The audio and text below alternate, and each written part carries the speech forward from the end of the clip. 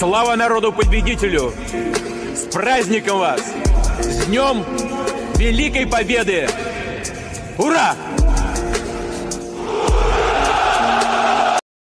Kabar terbaru dalam Perang Rusia vs Ukraina hari ke-275 pada Jumat, tanggal 25 November tahun 2022, antara lain serangan pasukan militer Putin membuat semua pembangkit listrik tenaga nuklir (PLTN) Ukraina terputus dari jaringan listrik untuk pertama kalinya dalam 40 tahun. Perang yang terjadi di antara pasukan militer Rusia dengan Ukraina hingga Jumat, tanggal 25 November tahun 2022 telah berlangsung selama 275 hari. Presiden Rusia Vladimir Putin memulai invasi ini sejak memerintahkan pasukan militernya untuk meluncurkan serangan berskala penuh ke Ukraina pada Kamis, tanggal 24 Februari tahun 2022 lalu.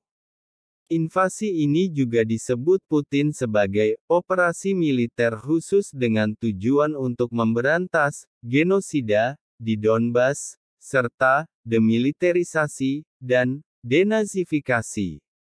Tetapi seiring perkembangannya, Rusia justru mencaplok 4 wilayah Ukraina yakni Donetsk, Luhansk, Zaporizhia, dan Kherson sekaligus. Konflik di antara negara bertetangga tersebut, sampai saat ini masih berlanjut dan belum terlihat akan berakhir. Bahkan menurut Sekretaris Jenderal NATO Jens Stoltenberg dan mantan Perdana Menteri Inggris Boris Johnson, perang Rusia vs Ukraina dapat berlangsung hingga beberapa tahun.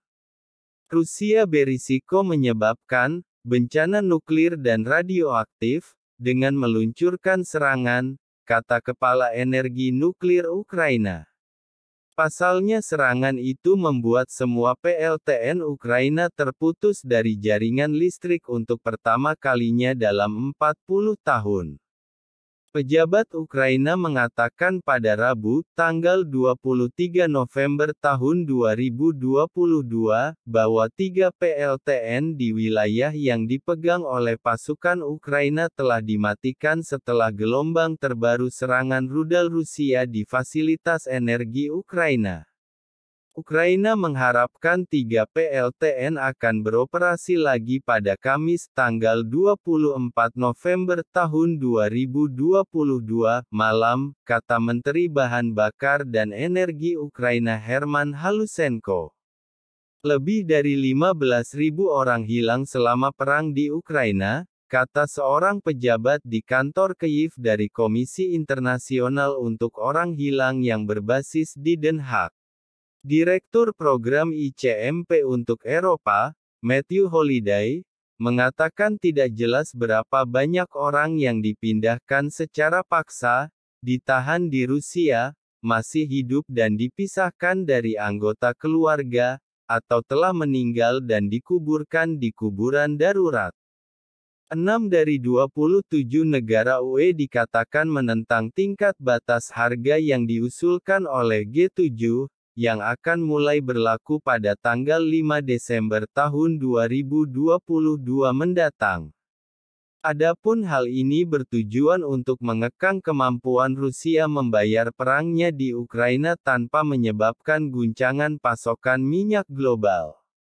Para menteri luar negeri dari G7 akan membahas bagaimana mendukung Ukraina lebih lanjut dalam memastikan pasokan energinya selama pertemuan di Bukares minggu depan, kata Menlu Jerman Annalena Baerbock.